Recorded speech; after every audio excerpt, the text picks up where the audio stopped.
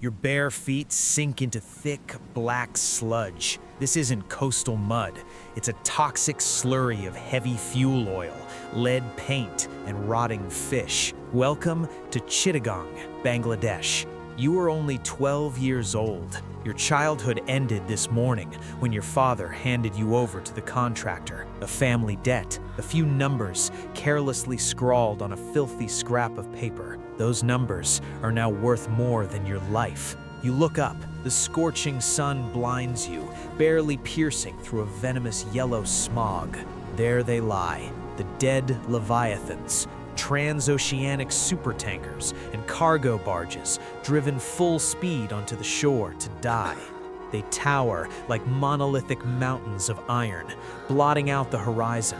Rusty water drips from their massive hulls, thick and dark, looking exactly like coagulated blood. The air is so dense with toxic dust and asbestos that it settles on the back of your tongue with a bitter, scratching metallic taste. The ocean here no longer smells of salt. It reeks of sulfur, burnt rubber, and human despair. The beach is littered with jagged shards of rusted steel, like the broken teeth of some colossal beast. You see thousands of other workers. They swarm knee-deep in the toxic mud, like ants devouring a rotting carcass.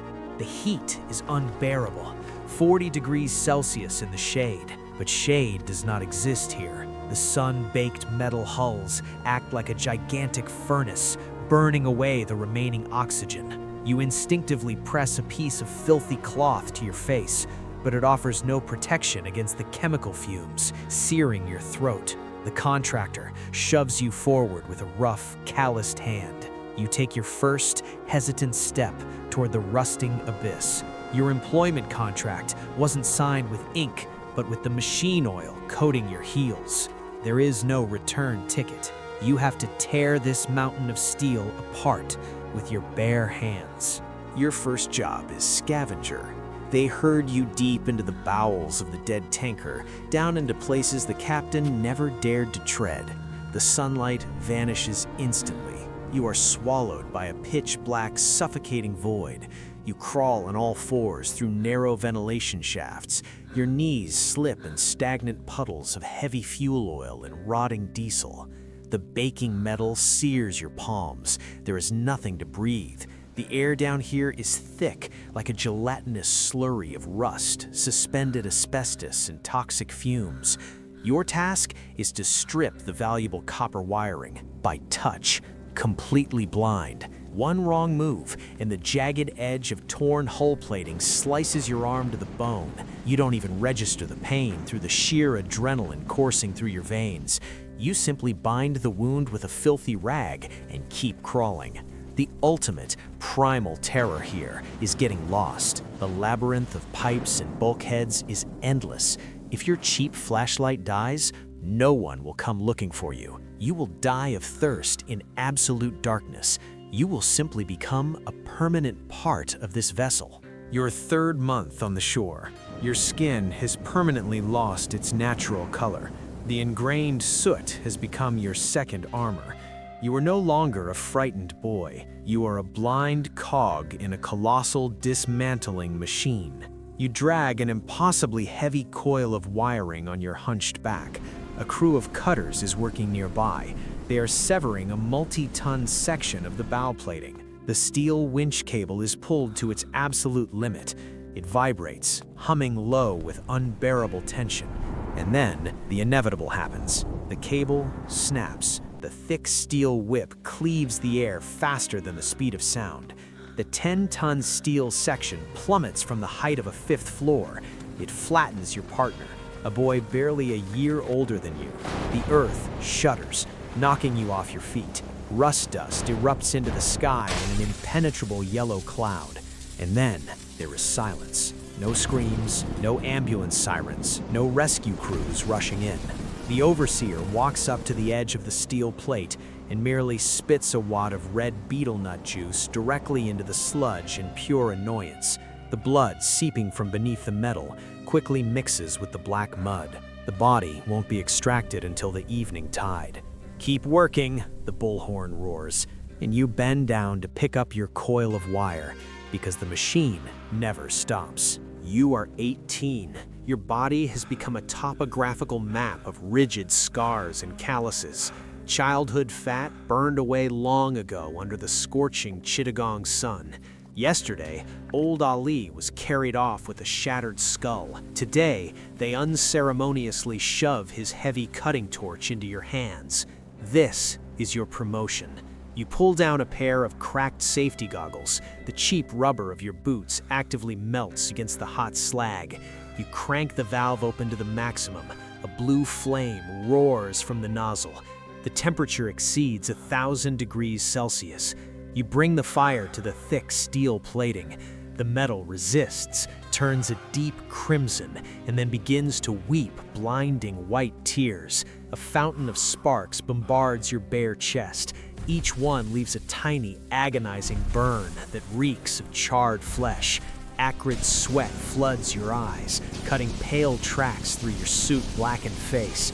Your arms cramp violently from the dead weight of the hoses and the torch's relentless vibration. Yet, pushing through the hellish pain, you feel a strange, twisted sense of power. You are no longer a blind scavenger. You are the one tearing the leviathan's belly wide open. The contractor's new catch is a decommissioned cruise ship, a snow-white floating palace rotting on the oil-slicked shore. They send you into the absolute core of the vessel, the engine room. There is zero ventilation down here. The beam of your headlamp barely pierces the dense, impenetrable curtain.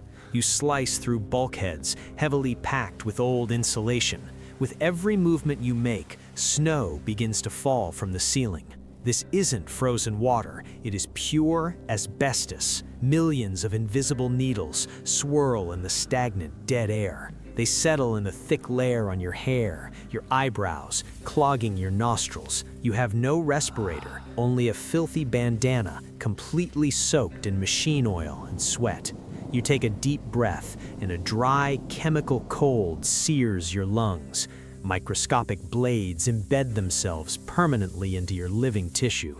That evening, sitting by a toxic trash fire, you feel the first spasm. A tearing cough shreds your throat. You spit onto a sheet of rusted iron. A single scarlet thread glistens inside the thick black mucus. The countdown timer on your life just sped up. You pry open the captain's cabin of an aging bulk carrier. The expensive furniture was stripped out years ago. All that remains is bare steel, rotting wiring, and the stubborn stench of deeply ingrained tobacco mixed with sea salt. Behind a false bulkhead, your cutting torch hits an anomalous void. You smash the rusted lock with a heavy crowbar. Inside, resting in a layer of ancient dust, sits a heavy bundle tightly wrapped in waterproof canvas.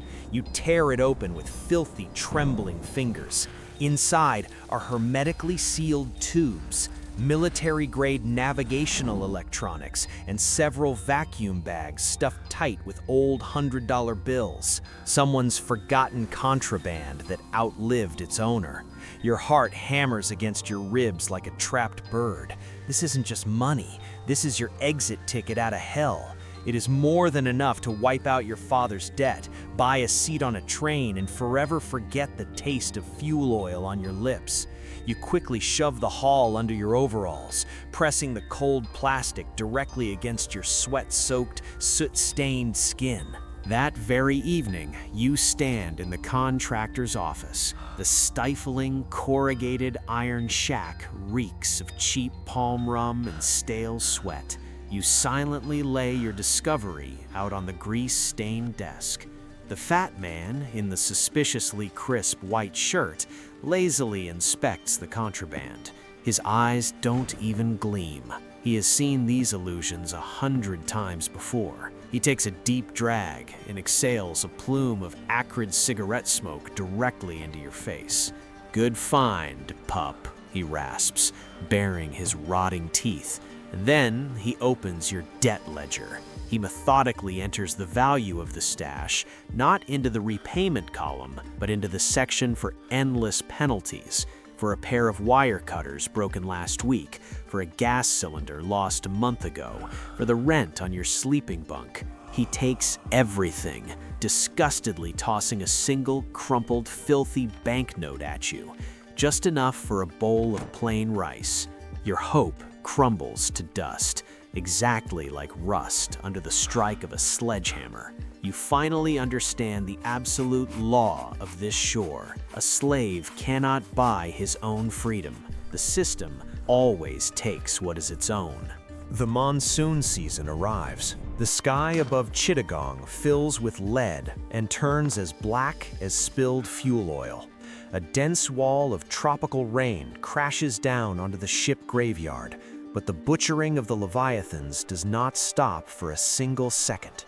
You hang from a safety harness made of a single frayed, rotting rope, 20 meters in the air.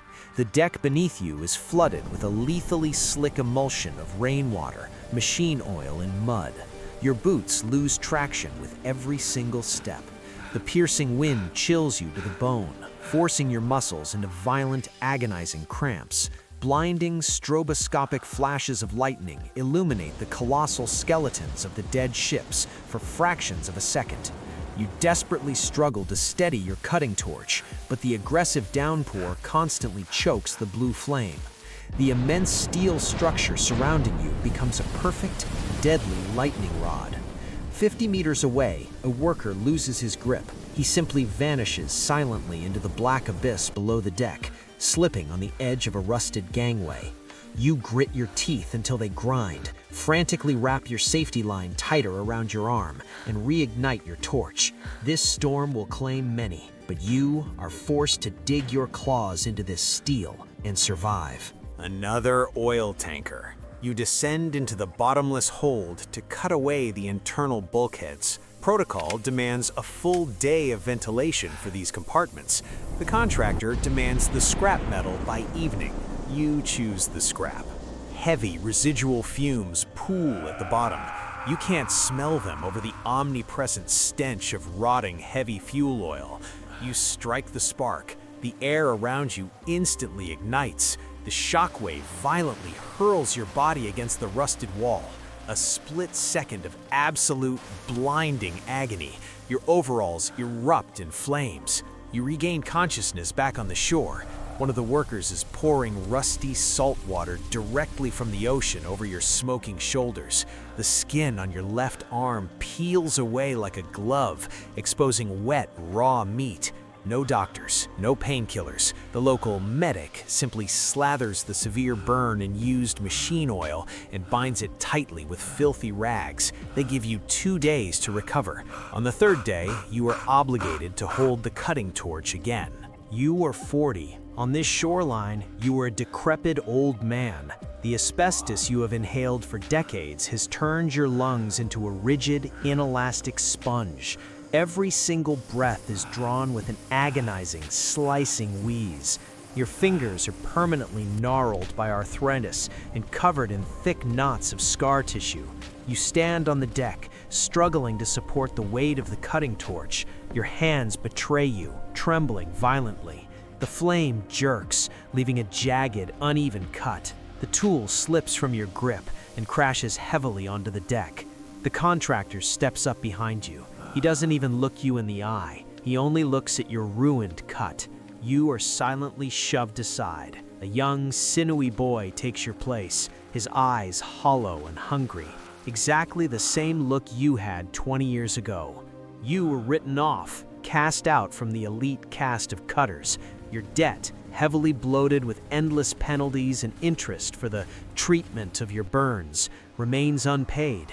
You were downgraded back to a scavenger, spent material that will soon become a permanent part of this toxic earth. Your final day on the shore. You can no longer drag the scrap metal. You can barely stand, leaning heavily on a rusted rebar rod for support. You stare at the endless row of dead leviathans blotting out the horizon. A boy stands beside you. He is 10 years old. He wears an oversized, faded t-shirt. He stares in pure terror at the black sludge swallowing his bare feet. He is your son. The contractor is waiting. Your lifelong debt is entirely hereditary. You drop to your knees, fighting through the hellish pain in your joints. Your watering eyes look into his terrified face. Silently, you press a heavy coil of stripped copper wire into his thin, clean hands. The cycle is complete. The iron machine knows zero mercy. It does not feed on diesel. It feeds on generations of men. Your son takes his first hesitant step into the toxic abyss, and you remain standing on the shore, slowly dissolving into the venomous yellow smog. You are a shipbreaker, and this was your entire life.